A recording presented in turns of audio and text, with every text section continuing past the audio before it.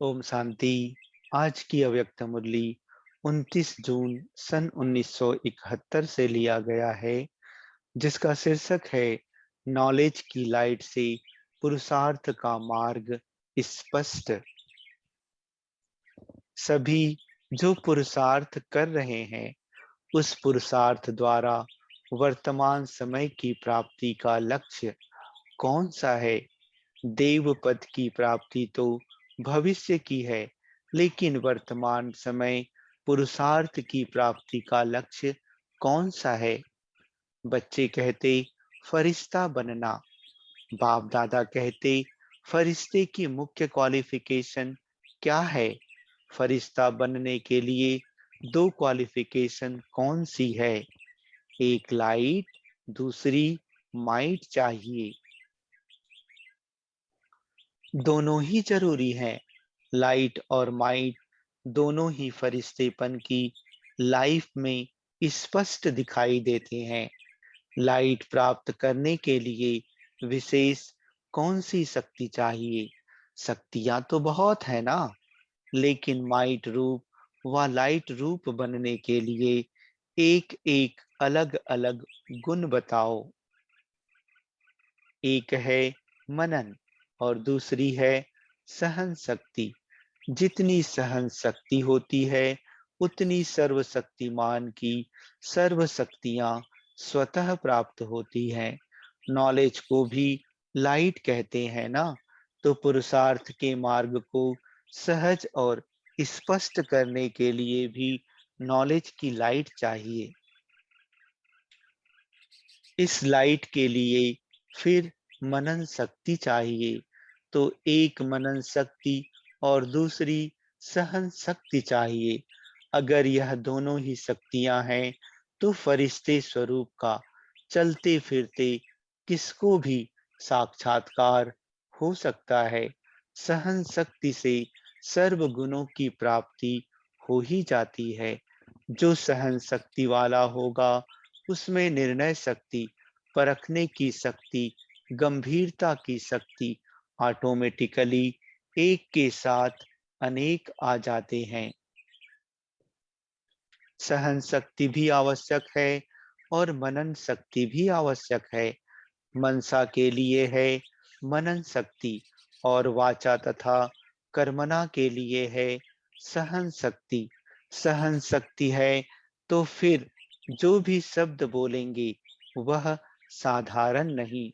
दूसरा, कर्म भी जो करेंगे वह भी उसके प्रमाण ही करेंगे। तो दोनों ही शक्तियों की आवश्यकता है। सहन शक्ति वाले कार्य में भी सफल हो जाते हैं। सहन शक्ति की कमी के कारण कार्य की सफलता में भी कमी आ जाती है। सहन शक्ति वाले की ही अव्यक्त स्थिति व शुद्ध संकल्पों के स्वरूप की स्थिति रहेगी। सहनशील की सूरत में चमक रहेगी। कैसे भी संस्कार वाले होंगे, तो भी उनको अपनी सहन शक्ति से टेम्पररी टाइम के लिए दबा लेंगी। तो दोनों शक्तियां चाहिए। अपने पुरुषार्थ में मन के संकल्प चलाने में भी सहन शक्ति चाहिए, जिसको कंट्रोलिंग पावर भी कहते हैं।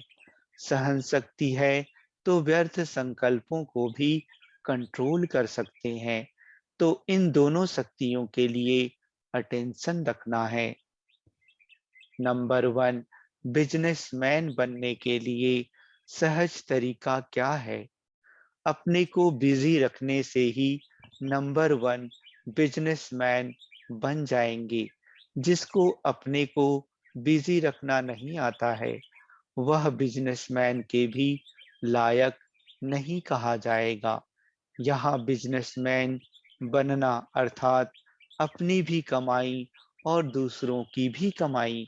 इसके लिए अपने आप को एक सेकंड भी फ्री नहीं रखना। कौन सा नंबर का बिजनेसमैन हो? जितना यहाँ गैलअप करेंगे, उतना समझो अपना भविष्य के तख्त को भी गैलअप करेंगे। चांस अच्छा है, जो भी करने चाहें वह कर सकते हैं। फ्रीडम अर्थात आजादी है सभी को। जो जितना चांस लेता है उतना समझो अपने तख्त का निशान पक्का करता है। बिजनेसमैन का अर्थ ही है जो एक संकल्प भी व्यर्थ ना जाए, हर संकल्प में कमाई हो। जैसे वह बिजनेसमैन एक एक पैसे को कितना बना देते हैं कमाई करके। यह भी एक एक सेकंड व संकल्प कमाई करके दिखाए, उनको कहते हैं नंबर वन बिजनेसमैन। बुद्धि को और काम ही क्या है, बुद्धि इसी में ही बिजी रहनी चाहिए। और सभी तरफ तो खत्म हो गए ना, वह कुछ रहा हुआ है जहां बुद्धि जा सके। सभी तरफ तो खत्म हो गए ना, अपने पुराने संस्कारों का तरफ भी खत्म हो गया ना।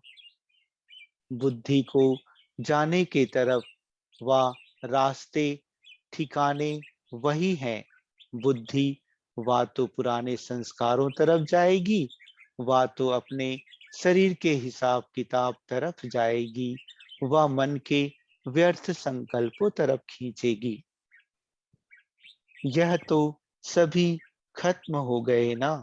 भले शरीर का रोग होता है, उसकी नॉलेज रहती है कि यह फलाना दर्द है, इसका यह निवारण है, क्योंकि यह लक्ष्य है।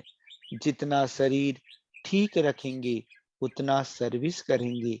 बाकी अपनेपन का कोई स्वार्थ नहीं है, सर्विस के निमित्त करते हो।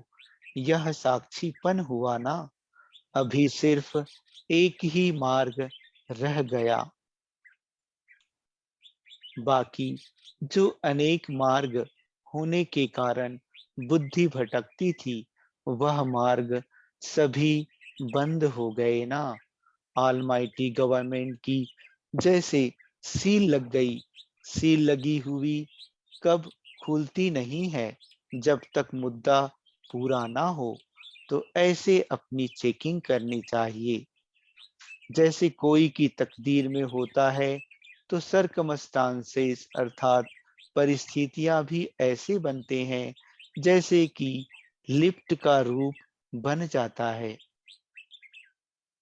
यहाँ भी जिसकी कल्प पहले की तकदीर व ड्रामा की नूंद है, भले अपना भी पुरुषार्थ रहता है, लेकिन साथ साथ यह लिफ्ट भी दैवी परिवार द्वारा मिलती है और बाप दादा द्वारा भी गिफ्ट मिलती है। तो यह भी चेक करना है कि अब बाप दादा द्वारा व दैवी परिवार द्वारा किस किस प्रकार की गिफ्ट प्राप्त हुई है। बड़े बड़े आदमियों को गिफ्ट मिलती है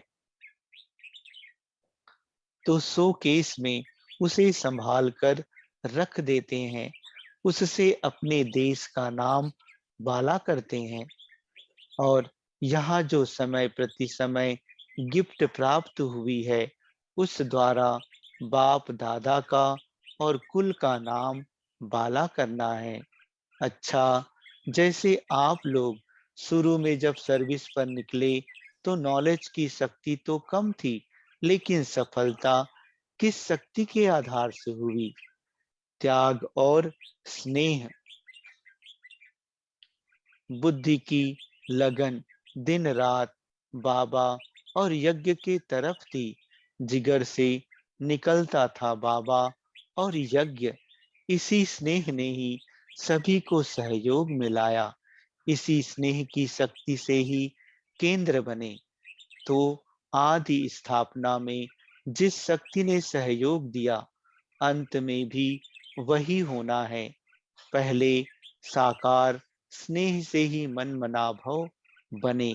साकार स्नेह ने ही सहयोगी बनाया व त्याग कराया। संगठन और स्नेह की शक्ति से घेराव डालना है। अभी देखो, बाहर विलायत में भी सर्विस की सफलता का मूल कारण स्नेही और सहयोगी बनने का घेराव है। ज्ञान का प्रैक्टिकल सबूत यही स्नेह और संगठन की शक्ति है। सर्विस की सफलता का मूल आधार यह है, कहाँ भी रहते यह सोचना चाहिए किस रीति ऐसी प्लानिंग करें जिससे संदेश देने का कार्य जल्दी समाप्त हो। अभी तो बहुत रहा हुआ है। स्नेह से त्याग का भी जंप देने का उमंग आता है। आप सभी ने त्याग कैसे किया? रग रग में स्नेह भर गया, तब जंप दे सके। फॉरेन अर्थात विदेश वालों को भी लिखकर भेजना कि अब जैसे ईश्वरीय खुमारी और खुशी में रहते आगे बढ़ते जाते हो, वैसे ही सदा खुमारी और खुशी में रहते सर्विस में सफल होते रहेंगे। विजय का तिलक तो लगा हुआ है। अपना विजय का तिलक सदैव देखते रहना। बाकी अभी तक जो किया है उसके लिए बाप दादा भी देखकर हर्षित होते हैं, लेकिन आगे तो बढ़ना ही है। कोई वारिस बनाओ, तब ही शाबाश देंगे। अभी तक जो किया है उसमें हर्षित होना है। वाह वाह करने का कार्य अभी करना है। हर्षित इसलिए होते क्योंकि खुमारी और खुशी अच्छी रीति कायम है। अभी तक रिजल्ट बहुत अच्छी है। उन्हों का कमांडर बहुत हिम्मतवान है। कोई भी कार्य में एक भी अपनी हिम्मत से पान का बीड़ा उठाता है तो दूसरे साथी बन जाते हैं। वैरायटी ग्रुप होते हुए भी गुलदस्ता अच्छा है, इसलिए मुबारक देते हैं। अच्छा, ओम शांति।